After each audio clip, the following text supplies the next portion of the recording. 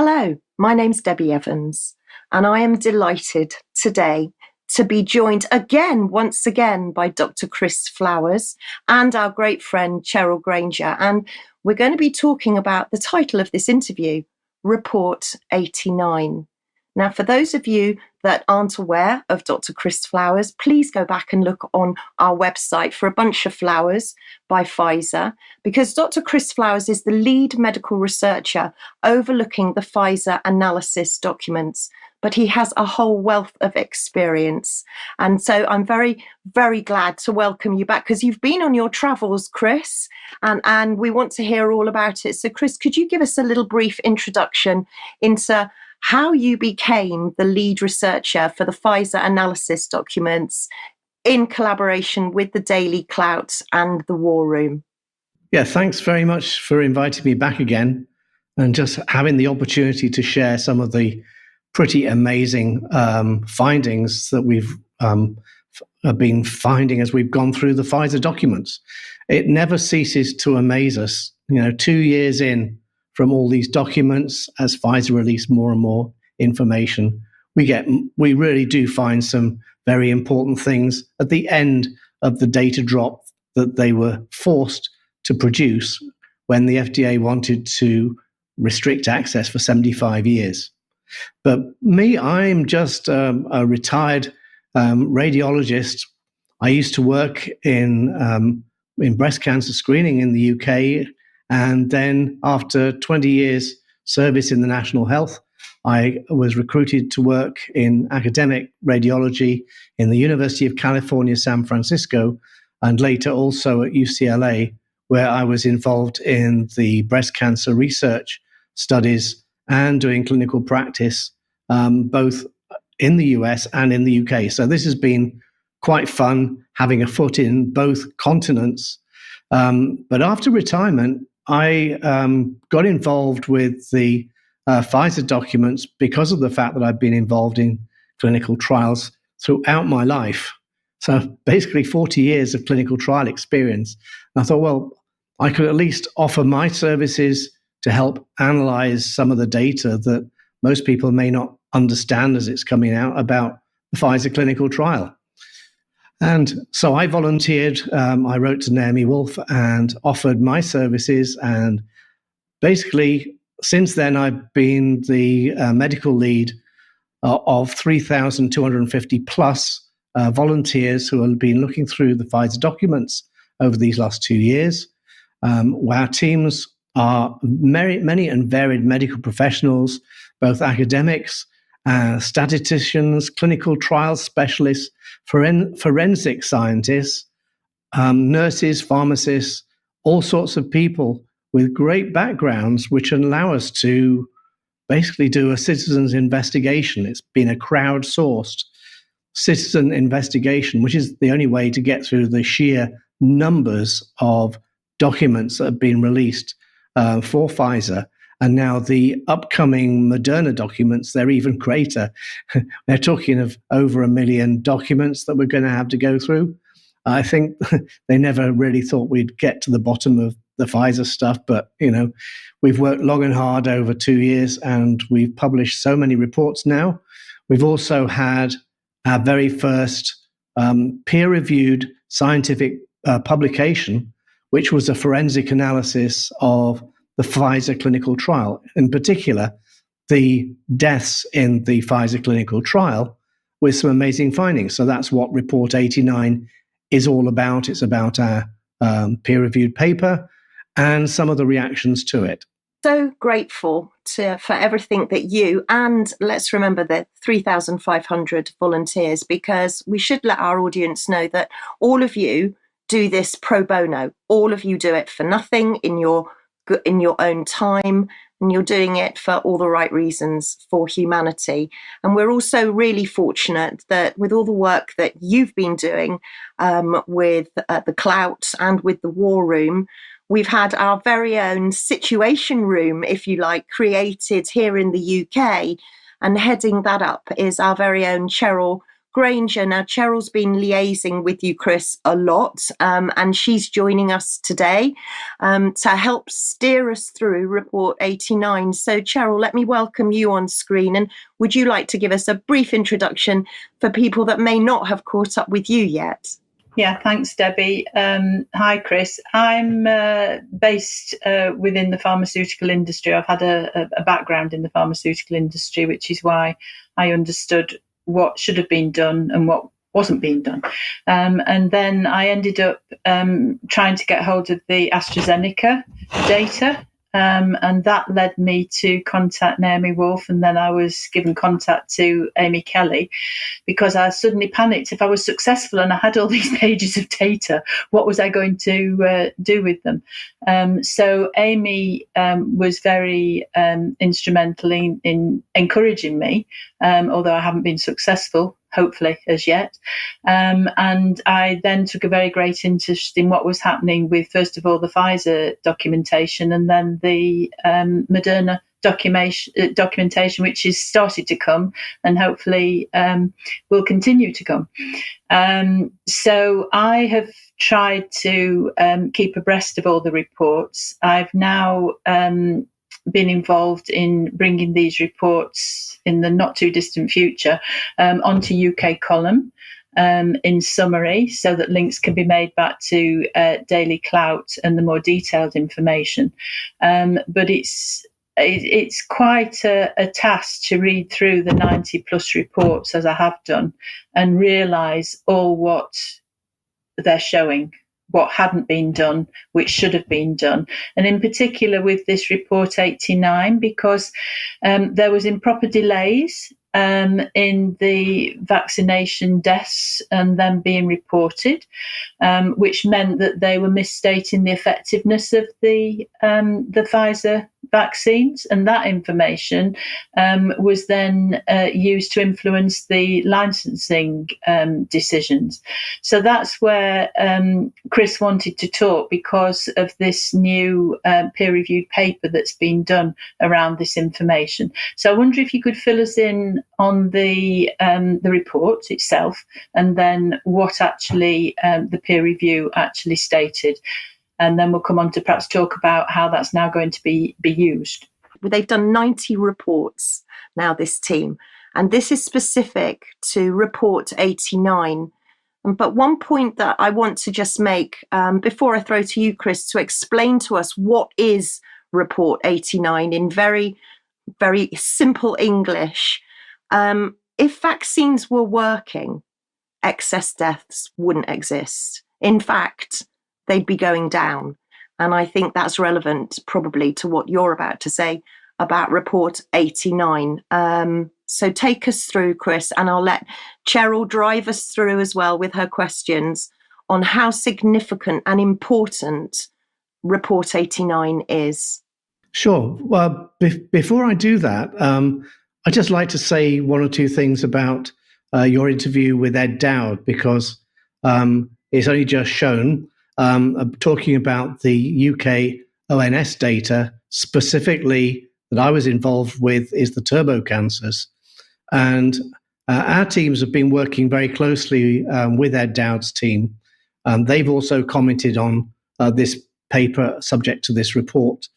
And subsequently to that, I've been testifying to the National Citizens Inquiry in Canada.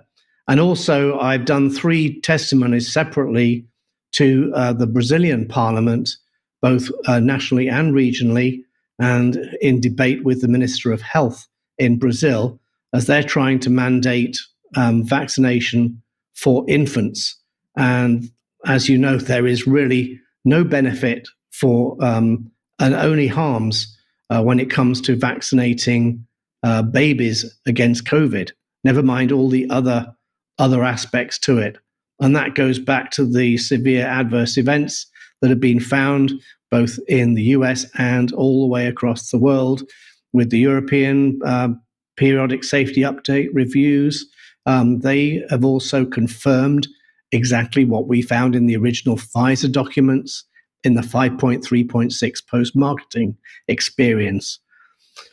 But that's just a quick summary of that. But Report 89 is really it's talking about our very first peer-reviewed paper on a forensic analysis of the Pfizer clinical trial. Now, the Pfizer clinical trial, as you were aware, took place fairly early on in the pandemic, between October and early December of 2020. That's when Operation Warp Speed was going on, and they were talking about developing a vaccine and having it ready before the presidential election in November 2020. And what are the things they actually said in the report when they presented the data to the committees that were going to basically green light the emergency use authorization that would start the process of giving vaccines to the whole population of the world. Their summary, and from their summary slide, they were talking about 6 deaths, and these are they're all young people as well that Ed Dowd mentioned in his recent interview with you, and there were 2 people in the vaccine arm who died, and there were 4 in the placebo arm. So placebo arm just means people who've not had the test chemical. Now the problem is that when this report was made, they did not actually either read the data or it was physically hidden. We don't know for sure. We haven't seen all of the FOIA emails yet around this time. We are still researching it. But when we looked at the Pfizer data that came out in the case report forms, we double checked with whistleblower and Brooke Jackson from Texas, and she's confirmed, as she was originally employed by Ventavia during the clinical trial and got sacked for reporting the fraudulent activities to the FDA. She confirms that when these reports were made, and we've got the date stamp, and when they were imported into the case report forms, which are the sort of standard forms that have to be filled in a research trial, it turns out that there were actually 4 deaths. Pfizer knew, and the FDA knew, there were 4 deaths in the vaccine arm and 4 deaths in the placebo arm. So there was no benefit from preventing you from dying by taking this vaccine. And yet they presented it at the meeting as 2 people who were vaccinated died and 4 people who did not have the vaccine died. Therefore, the vaccine reduces your risk of death by 50%, when in fact it doesn't do anything of the sort. And as a result of this, we presented all of our data. We've linked to the files, and other groups have actually gone through the data that we've shown for them, and they confirmed that what we're finding is substantiated. They also agree with our analysis. So the question is, arising from this whole thing, which is why we call it a bombshell revelation in Report 89, is that they actually knew before they did the EUA, and yet they gave the EUA and people started getting vaccinated by this new modified mRNA genetic treatment. And yet it didn't save you from dying.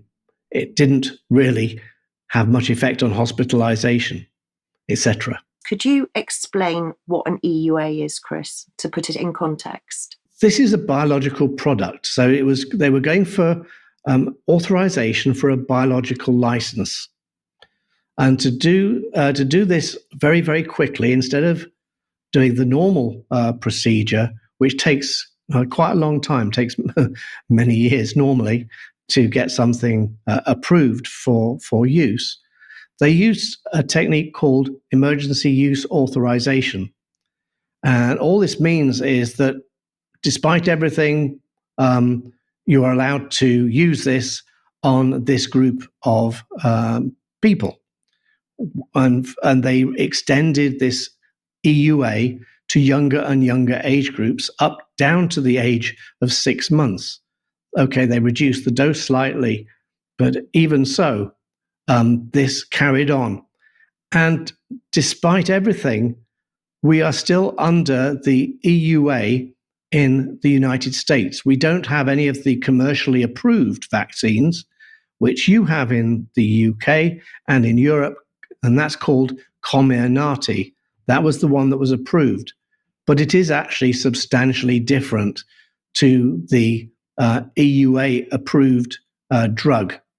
Not in the sense of the mRNA content, the dose of the mRNA that's given, nor the contaminants, nor the SV40 snake venom fragments that are seen, the DNA plasmid fragments of contamination that you've probably discussed with Headley Reese about. But it was all that was different was one of the so-called buffers that was used, and so they allowed that for the rest of the world, but they've not allowed that for the US, which is very, very strange. We've never had an answer as to why that should be, apart from the fact that it's like an emergency power and it protects the big pharma and people doing the trials from anything. The emergency has gone. So how are they? And it's been declared in the States that it's gone, I believe. So how come they're still using the EUA? We keep asking that question, just like you, and there is no answer. No one's justifying it either. You'd expect them to turn around and say, well, and give the reasons why they want to keep this as an EUA. Why are we not using Comirnaty anyway? There has to be a reason for this, but we haven't actually seen a reason anywhere documented, and we don't see it brought up by anyone. And really, it's our Congress folk need to be doing that. That's why they have their inquiries. They're the only people with any power in the US to ask these real questions and get answers. We don't get them. Just going to rewind on that very slightly because I heard the two words snake venom that you said there. And I've seen a lot of reports from different people with regards to the ingredients of the vaccine and what's in it and what isn't in it. Has it now been proven that there is evidence of snake venom in this injection? Yes, several labs have found that both in Germany and in the US. Kevin McKernan, for example, is one of the big ones in New York. And also there's the Dr. Buchholz in South Carolina. He also has found that. But in fact, if you go back to the Pfizer documentation, they actually showed the plasmid DNA ring back in the original approval documents. But what they didn't do, and you can see it in retrospect, how clever they were, they only labeled half of the ring.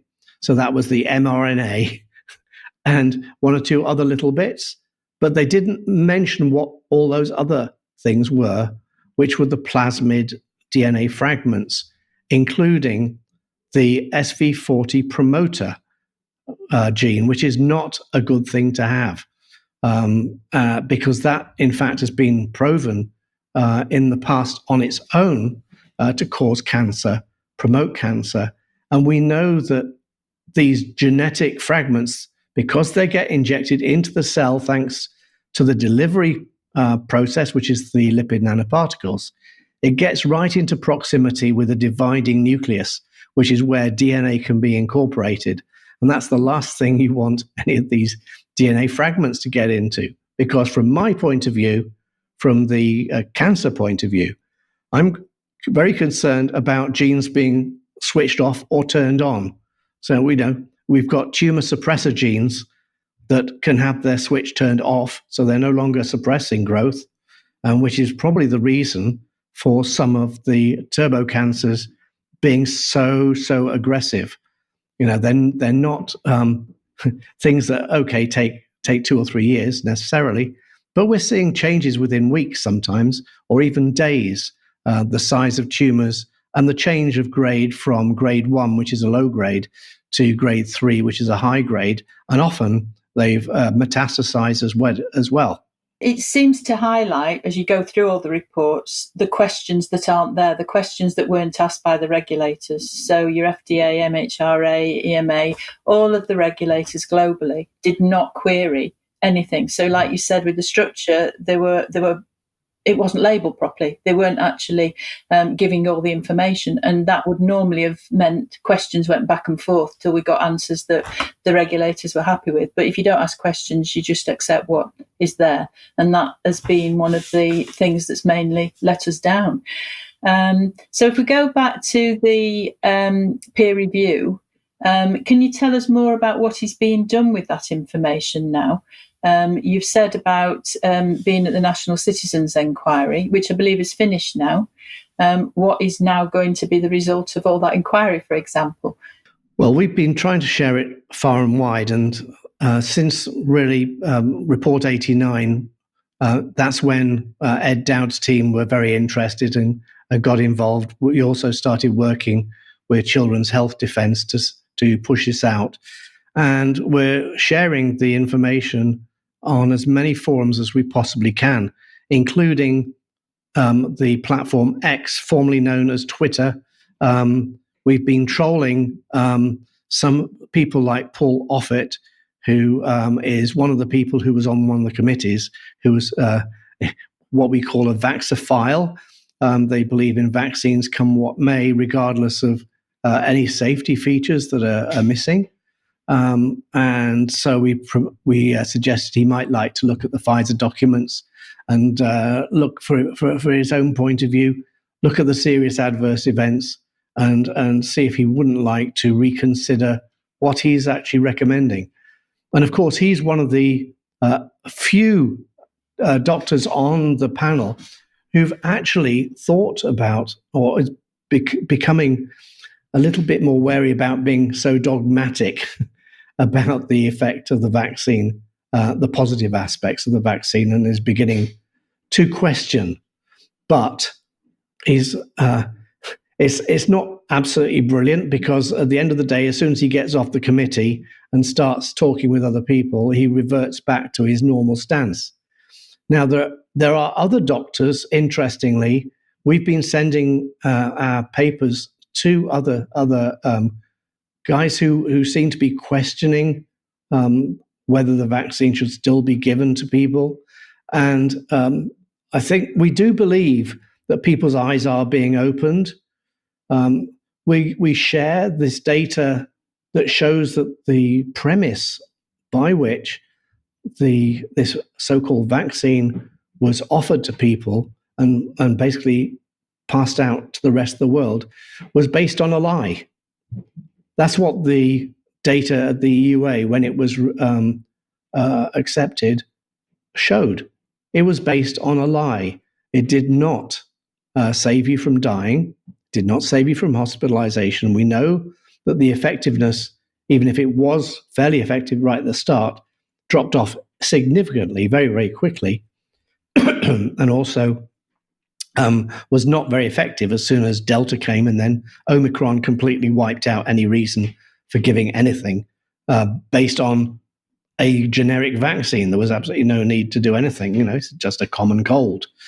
And so as a result, people are beginning to ask questions, and we're actually finding that we're even having conversations on planes when we're flying, and we happen to be reading Naomi Wolf's recent book, which is out in paperback and is about the last 3 years of her life and how she came to leading the Pfizer document investigations, the things she went through, how she'd had to change her mind over many, her liberal indoctrination that she had for the rest of her life. Suddenly, her eyes were open. She was red-pilled, and basically, things have never looked back as a result. And she helps pass on the information that we find in our reports in a very persuasive manner, shall we say. You tend to refer to this as a black letter evidence of fraud. So can you explain that black letter? Black letter fraud is like, how much evidence do you need in a court of law to convict someone of fraud? And the fact that the data that was published at the time of the EUA was different to what was presented at the meeting. We have both the documents from the meeting, the slides from the meeting, the transcript of the meeting, and the actual Pfizer documents. We've got screenshots of all of those. There is actual evidence that this was fraudulent. You can't give an EUA based on false information. And as a result, about a week later, the paper in the New England Journal of Medicine came out by Pollock et al. And so at the moment, we're going through our attorneys and looking at, we're writing to the FDA, we're writing to the intelligence community as well as New England Journal of Medicine, that this is fraud going on and they need to investigate why this has occurred. It's all been funded by the US taxpayer in the first instance, and therefore this is exactly the sort of crime back in the day before the DOJ was weaponized. This is the sort of thing that the FBI would be all over. It's like going to Tony Soprano. This is like the mafia. This is the mob. You know, Big Pharma have effectively become the mob, who are manipulating data to get their emergency use authorization. And of course, through that, they also made billions. It's now coming back to bite them. I think we've got the evidence that has come out has made people so much more vaccine hesitant that we've been following the financial reporting of Pfizer and Moderna and watching the stock dropping. So their COVID bump has gone, but we must never allow this to occur. But we've got to go back to the FDA. We have to stop this EUA. And really, the whole issue of the mRNA lipid nanoparticle platform has to be investigated fully before any of these new shots are given to anybody. Don't forget RSV. Don't forget the new flu vaccine is all mRNA lipid nanoparticle. And they're going to give it to us via nasal spray, so we don't have to have an injection.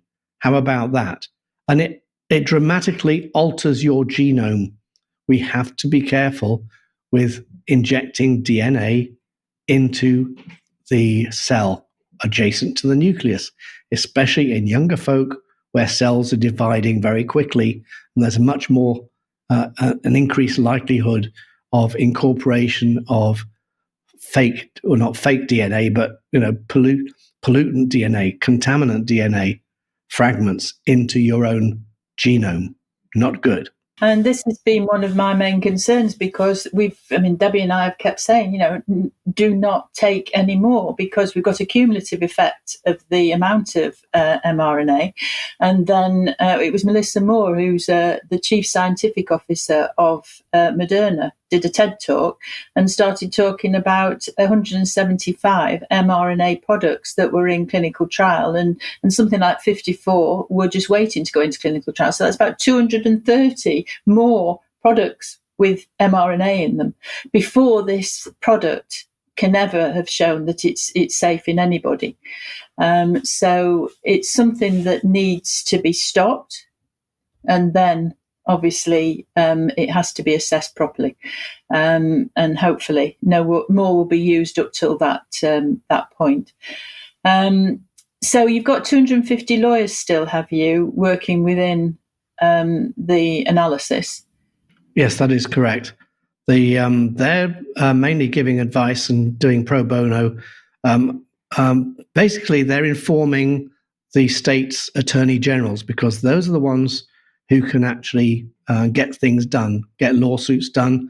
They can sue the federal government, something that little folk can't do. It's incredibly costly to try and do lawsuits in the US, as I'm sure you're aware.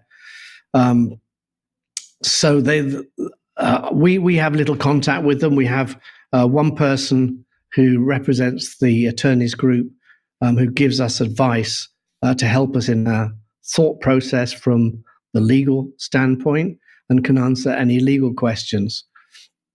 And we have Brooke Jackson coming in, giving us updates and helping us go through how Pfizer actually did their clinical trials. And how the forms were filled in, all of these basic things that we now have the data for, because they came out in the very last Pfizer data document dump. So we're doing pretty good. But as you say, Cheryl, I'm very concerned about the mRNA, but we shouldn't even call it mRNA, because it isn't. It is modified messenger RNA. Modified messenger RNA is dangerous. mRNA is not. mRNA is in our bodies. It's the way our basically proteins get made, transmitted from the nucleus to the places where the protein is going to be made around the body. But modified mRNA is different. mRNA gets digested, effectively broken down in the human body within a matter of hours.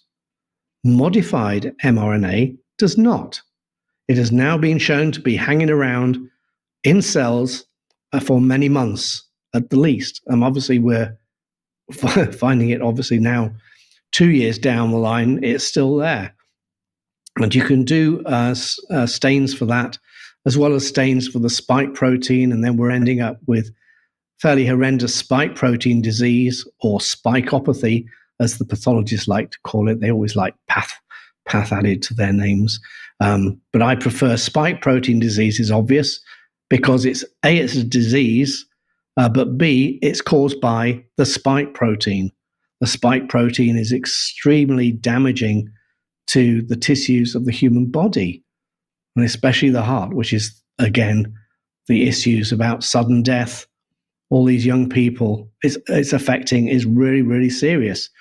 And when you talk to the ministers of health, they're not concerned about myocarditis affecting the youngsters, because they're told that, you're going to get more myocarditis with the infection, or it is mild and self-limiting. It won't cause any problems. But they don't understand that based on the autoimmune effect of the spike protein, it's damaging the lining of your heart, the electrical pathways that are used to make your heart contract. And as a result, when you're a teenager or a young adult, if you exert yourself, you are at serious danger of your heart having an arrhythmia. And if you don't have an external defibrillator nearby, you may not recover from your acute death. Are you going to be doing a lot more peer review, or are you going to be using this in particular for fraud? As I say, we're doing a lot of work with other groups as well now, which will be very helpful to get more information out, because the data, if you look at the data analysts, the people at Highwire are great, the people at Children's Health Defence are great, Finance Technologies with Ed Dowd is great. Our data team is good. In fact, I would say they're great because we've only got a small number of people who are doing it voluntarily, and it's not their job. And they've got other jobs that they have to support their lives with. So we're doing a number of manuscripts right now. We're writing up a number of things looking at different aspects of the Pfizer documents, including the serious adverse events. Obviously, our reporting, we've done the high-level stuff. We've looked into each of the system organ classes. But the top-level results, as we know, is that there is a 3-to-1 predominance of females getting serious adverse events.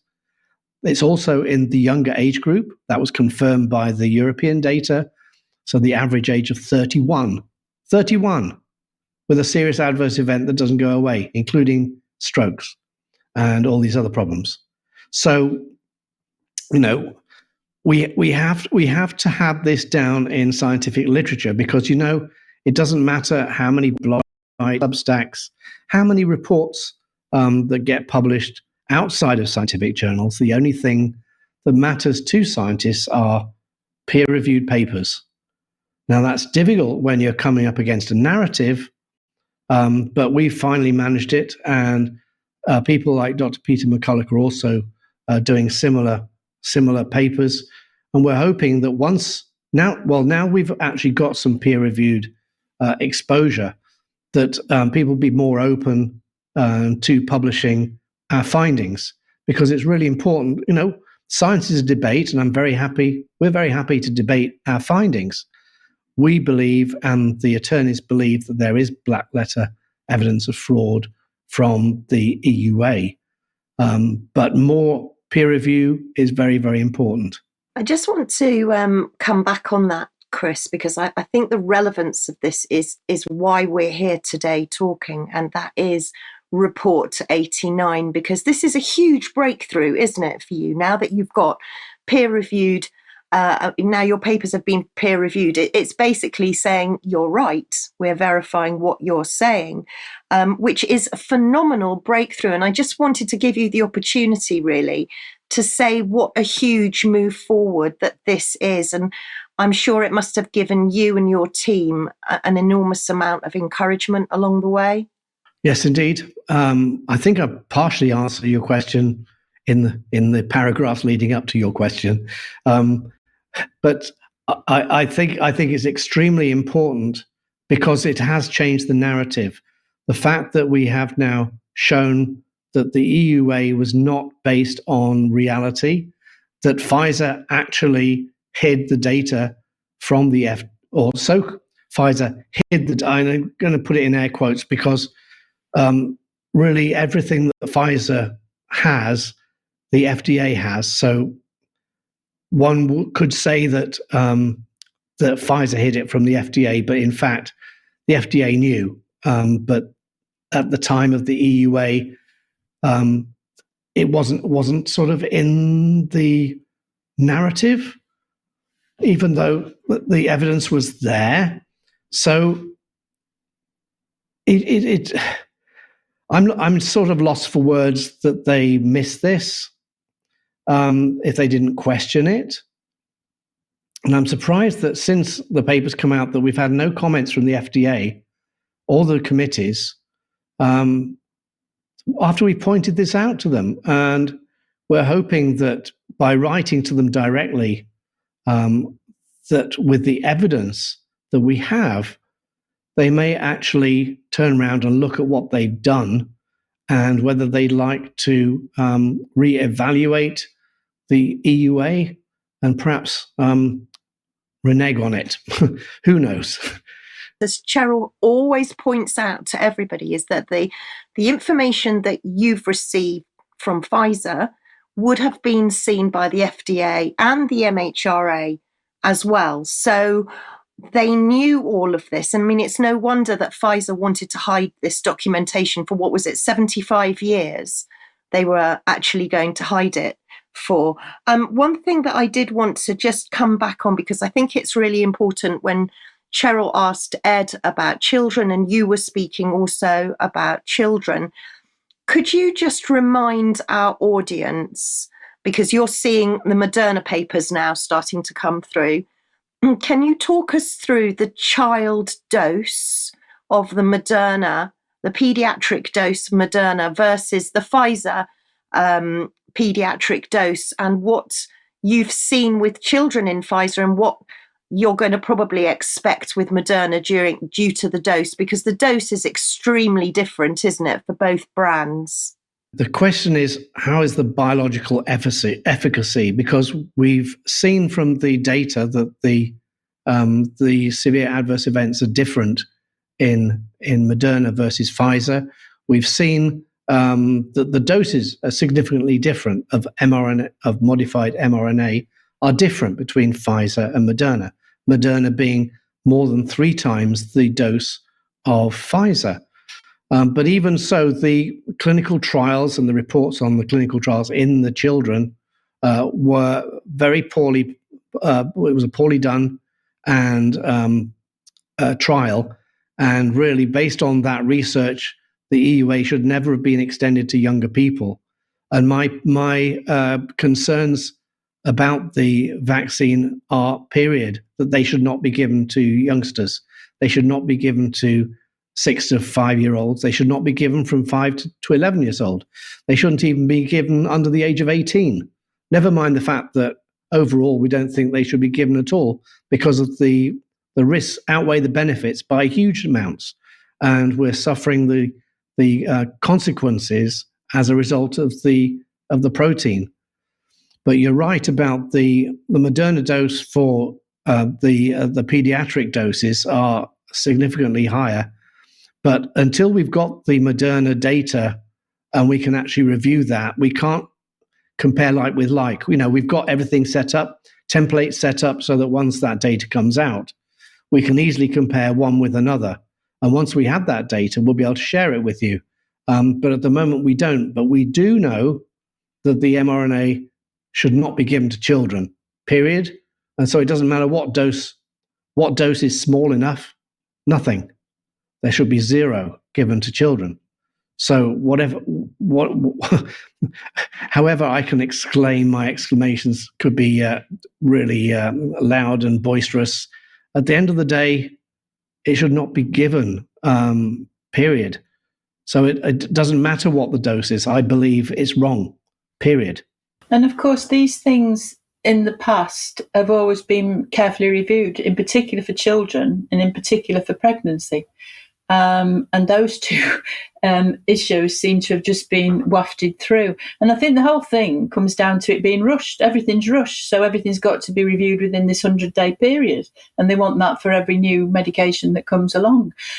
You can't get a medication properly assessed in 100 days. And it's dangerous to do so. So we've moved on to mentioning Moderna. Obviously, you've got the Moderna information starting to come through, and I think you've already got a couple of reports printed up on that. Moderna is massive, isn't it? It's 4.8 million pages, I believe. Does that scare you to death? I mean, are your systems now so robust because you've handled all the Pfizer data to be able to handle that amount of information? The answer is yes, we know what to look for. I mean, don't forget, we were learning on the job, but we know how the data gets produced. We know they try and hide that data. We've learned how to overcome that. We've got tools now to help us descramble their data so that we can actually assess it. We've got the templates all set up, so we can literally, I've told the teams I want Pfizer in one column, I want Moderna in the other for virtually everything. Let's have a look. And as they're coming through, we may be able to spot something immediately that's different. And I think that is the key, because at the end of the day, we know that they're both similar in some respects and they're different in others, but the difference is mainly in dose. So I think we'll see increases in severe adverse events, but whether there's any change in the ratios between male and female, and whether there's any difference in the age range and the age median, is going to be something that we have to wait for. We can't comment on it just yet, but as I say, the templates are there and ready for us to analyze. And I think I kind of announced that you've got your last lot of Pfizer information come through for this initial judgment. I know that you've got the under 16 information coming through with the Moderna data. But I was talking to Amy Kelly about the Module 3 information, the manufacturing information, which doesn't seem to be complete, and it's very greatly redacted what you've actually got.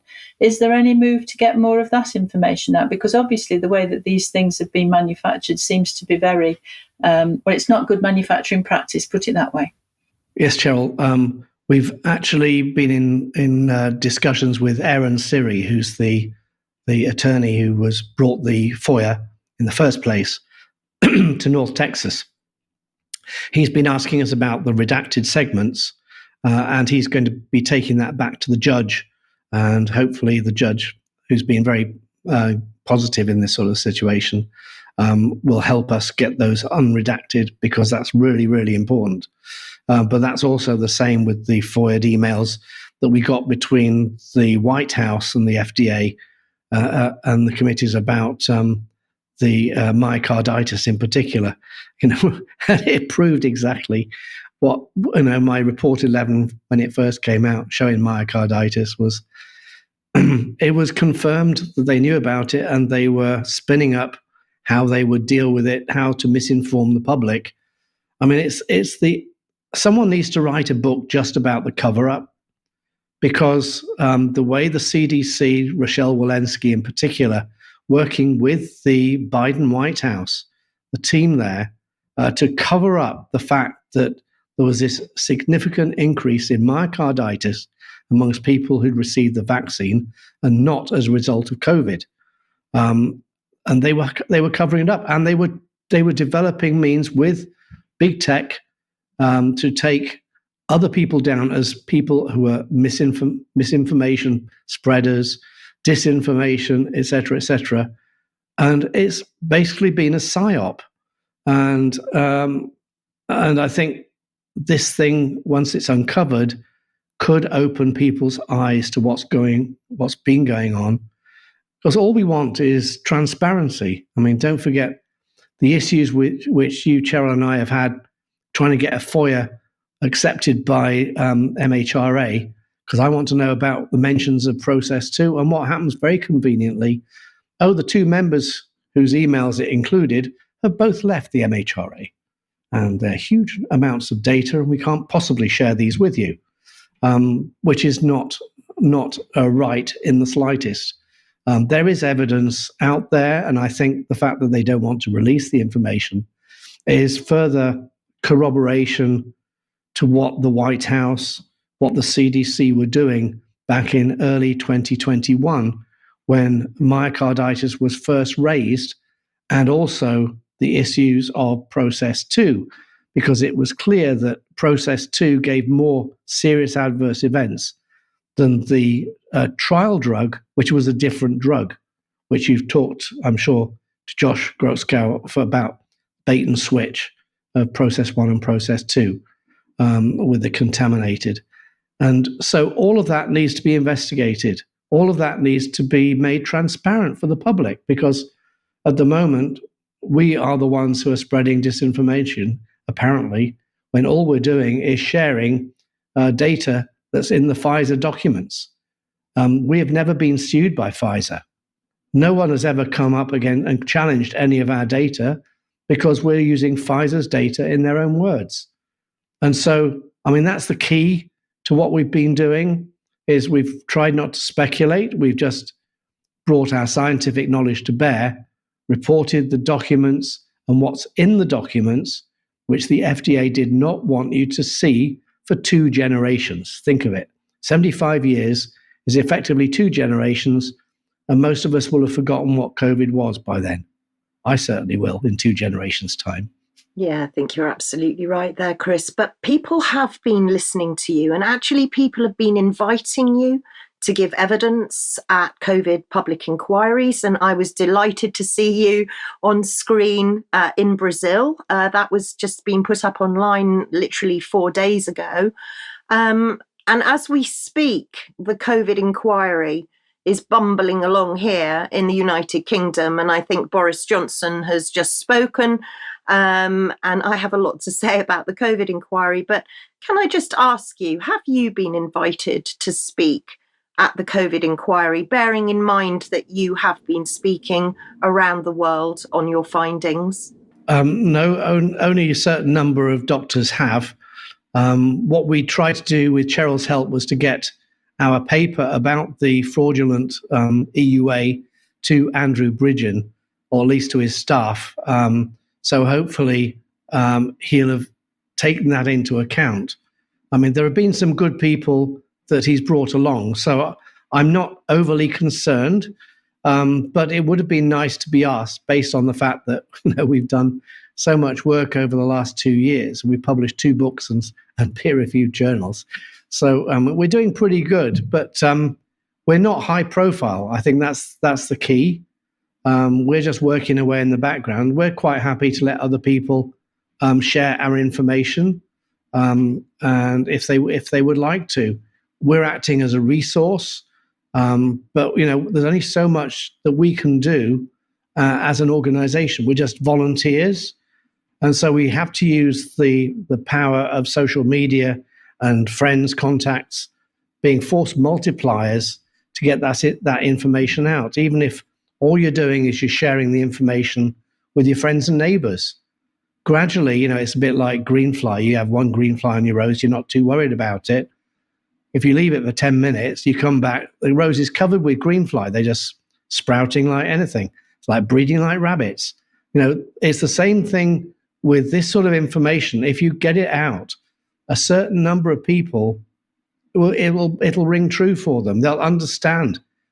I mean, I've had so many interesting discussions with just people who've been renting in our Airbnb and things like this, and people I meet, they ask what I'm doing, and so I tell them in no uncertain terms, and ask them a question, and actually it's surprising how open people are to hearing what has actually gone on, what damage these so-called vaccines do. And I think that's promoted the vaccine hesitancy, which is correct at this stage. Someone needs to prove to us that vaccines are safe before we're going to take any vaccines anymore. We've lost trust in all the organizations that were supposed to protect us. Part of my evidence at the Brazil inquiry, I was talking about the committees, the FDA committee called VRBPAC and the CDC committee called AICP. And on their website, their first responsibility is to keep patients safe. Did they do that? The answer is no. Are they going to be held accountable? We hope so, and we're going to try and keep their feet to the fire. But the same with the MHRA, the EMA, and the TGA in Australia. There are so many of these authorities who are the agencies who are overseeing big pharma in our countries that, we need change across the world. You've presumably heard about the legal case that's being brought by 2 test people to start off with, and 18 total to follow. So that's on the VITT, which of course is brilliant because it's vaccine induced. The name actually tells you what it actually is. You can't get away from the fact that it's down to vaccine. And that has a basis on the PMCPA, which is the people that run the code of practice for the industry, actually saying that they overclaimed efficacy and also the safety claims as well. So they're going in the case on the Consumer Protection Act. It basically doesn't do what it said on the tin. It basically is being described inaccurately, which is interesting. The other thing that's interesting for me on that is that I analysed a speech that Dame June Rain, bless her, actually did in November 22, and she started talking about being aware of 300 thrombocytopenia patients, and that they were analysing them genetically. So to actually be aware of that number, but not their plight in terms of how tremendously difficult it is if you actually are very unlucky to have ended up with that particular condition. So yeah, it's basically down to descriptions and words that are used that are proved to be wrong. Chris, I just want to bring you on to something that I'm sure you know about, but there's been little red flags popping up in my head because you've mentioned intelligence, you've mentioned FBI, you've mentioned warp speed. And I came across a very interesting article, which actually we've just shown on the news recently, from Unheard. That's UNHERD. The links to all that we're talking about today will be in the article beneath this interview. And the article says that Moderna, they were focusing specifically on Moderna. However, I believe this has been going on also with Pfizer, have a disinformation unit, and they have been investing an awful lot of money into what they call working with other organizations to influence vaccine policy. And they've been working with NGOs such as the WHO. They've been working with what they call global partners. And they've been listening to our social media. They've been working with companies that use artificial intelligence, Blue Silk, which are social media communication listening platforms.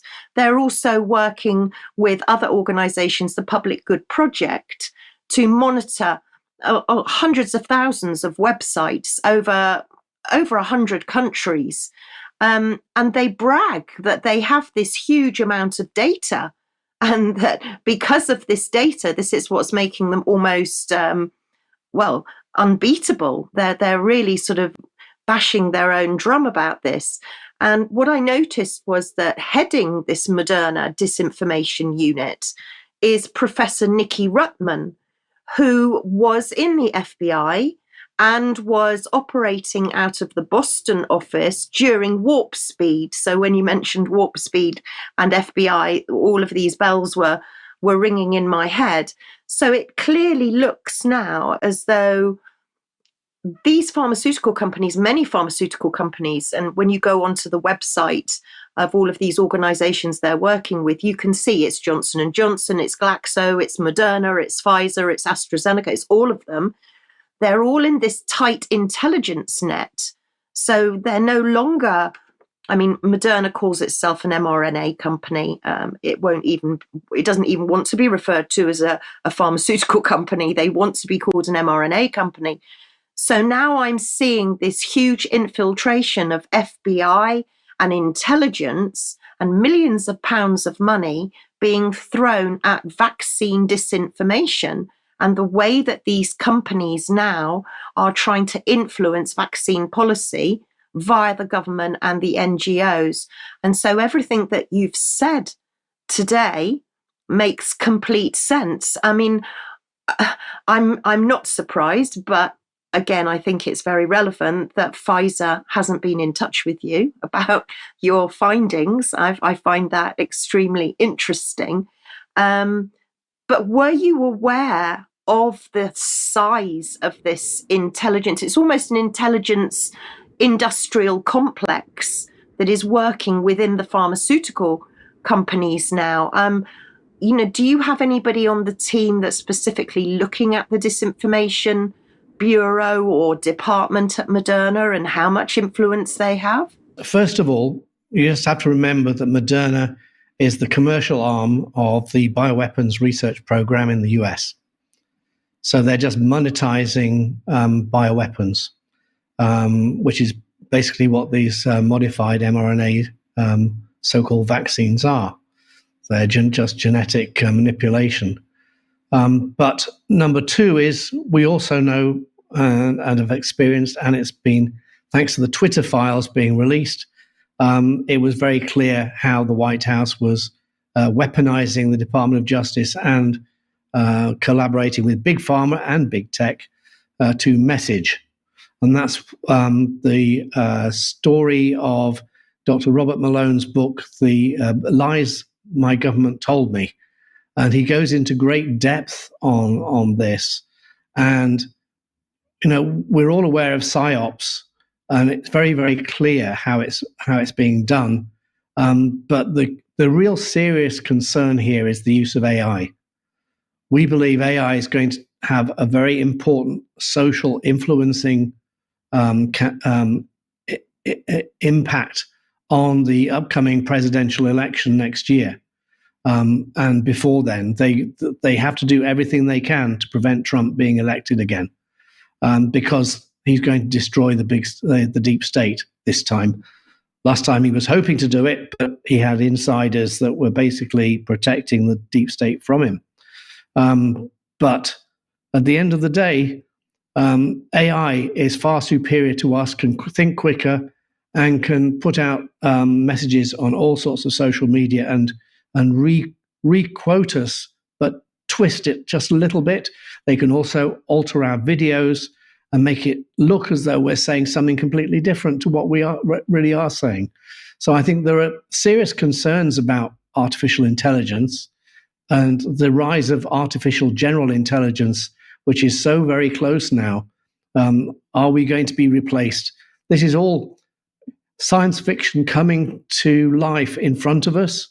And there are so many things happening that people can be distracted just by having to pay the bills, never mind anything else, with the price rises for food and for energy, for heating, and for housing, just having a roof over your head. We're too busy. We're being made too busy to concentrate on the underlying issues that the government are trying to do behind our backs, because they want to maintain control. The deep state always has to maintain control. And remember that the US and UK are very, very tight here. It came out, the CEO of Google was interviewed last week and said how wonderful it was because he'd spoken to the chief in the UK, and they come up with these very sensible guidelines about AI. They got it. They understood what AI could do for them and how it was going to be introduced in the same way in the States, supported by these big tech companies, because these are the guys who are really in control. This is the 1% of the 1%. The rest of they're trying to get rid of the middle class. They're just trying to make us into Russian serfs while they enjoy their own lifestyle. But we've really got to be very super aware of the news sources that we get, and also be careful of social media, because they like setting one strand of the freedom movement against another. They want to sow division amongst us, because if they do that, we can have our effectiveness diminished. What we need to do is to stand up, be counted, and these, as a Brit, it's really, I found it quite difficult to actually be forthright and say what I feel, even though I'm a Yorkshireman and I should really do this. But we've got the British restraint of staying silent, be calm, and stay strong and things, and tight up a lip. And we don't always share with our friends and neighbours things we should do. We need to be courageous, and we need to ask each other questions just to get to the bottom of things, because otherwise you can easily be misled. AI is very, very clever at that. There are so many examples. I think you've had Joe Allen on talking about Dark Eon on UK Column and artificial general intelligence, and he goes into that sort of information in great depth. So yes, we have to be exceptionally careful. Yes, we are aware of these the collaborations with big tech and AI, and that actually came out partly in the FOIA'd emails that Amy Kelly reported on about the myocarditis business. That just shows you the stuff in the background. But you're absolutely right in everything you've said there, Debbie. And we just have to keep our ear on the ground and do what we can. That's all we can do. Oh, I think you hit the nail on the head there too. And to reiterate, Dr. James Giordano, of whose videos I watch a lot, and our regular audience and viewers will know who I'm talking about with Dr. James Giordano. He has said, like you, This is not science fiction. This is science fact, their science fact. And I think that's what we need to be aware of. Cheryl, before we let Chris go, is there anything that you would like to finally ask or say? I'd just like to thank him and all his team for all the wonderful work that they've done over such a long period of time. And obviously they're prepared to keep going for so much longer. To generate these reports that might be worrisome, but they spell out the facts and they make us more aware. And that's why I'm so delighted that he's working with us to bring this to the column so that we can make people more aware. Not to frighten them, to make them aware so that they can do something about it. And that's the most important thing, so that there's hope. And once you're aware, your eyes can't be closed again. Once you're awake, it makes it so much easier to go forward in the right direction. And I thank you, Chris, for all the help that you've been to me so far in trying to bring this about. And I would like to thank you too, Cheryl, for joining up and creating that bridge between the Clouts, all of these wonderful researchers, the War Room and the UK column. And I think before I throw to you, Chris, for your last word, what I would like to say is for anybody that's watching that has had an injection and is worried and is scared, we are not here to frighten you. What we're here to do is to try and encourage you to seek some help if you need it. And we will provide an amazing website in the article beneath here. But before I say too much more on that, I want to ask Chris, for people that have taken an injection or two maybe, or even had a booster and are watching now and they're worried, we're not here to worry them, are we? We're here to help them. So what would your advice be to those people that are watching now? First of all, time is a great healer. And it turns out that most of the severe adverse events, most of the longer term effects are at their height after about 2 months. But after then, it gradually dissipates on its own in most people. Now, there are some people where it doesn't, and this is probably where this idea of long COVID comes in. But there are things that we can do to help break down the spike protein. There are a number of companies that Debbie has listed on and has talked about on the UK column that can provide their spike protein detox formulas. There's all sorts of natural medicines that you can use to help the body heal itself. Basically, that's what we're doing. We're helping the body heal itself. The key is try not to take any more mRNA. I mean, unfortunately, I had 3 shots myself. And I wish that I didn't. My family have also had the same sort of issues, but we're doing things like taking nattokinase and vitamin D, things like this, just looking after ourselves. And I think that's all we can do. We're in full knowledge of the facts now. We know what we've got to avoid, but everyone out there is trying to help each other. Live healthily, eat well, get sunshine while you can in Britain. But you'd still need vitamin D. I needed vitamin D when I was living in Florida, so I can tell you need vitamin D living in the UK. Certainly do. We could do with some more sunshine. And for people that are watching, all the links that we're talking about are going to be in the article beneath this interview, but also we now have a direct link on our front page to all of the Pfizer analysis documents. And Cheryl and Amy and everyone, well, with Chris as well, have all been very busy arranging this with Mike Robinson and our team here at UK Column. So we're going to be staying in very close contact and updating you as soon as news comes from the analysis, especially with the Moderna documents. So I just want to throw to you, Chris, for the last word and to thank you so much, because again, to people watching, this is all being done. You're doing this in your own time for free for humanity, and we're incredibly grateful. So I'm going to throw to you for your last word, Chris, and our huge thanks. And also, could you tell our viewers where can they find you? Right. Well, thank you for you both for inviting me back again after the last time I came and gave some bad news. It always seems to be bad news, as you say, but at the end of the day, we've got this far. Time is a great healer.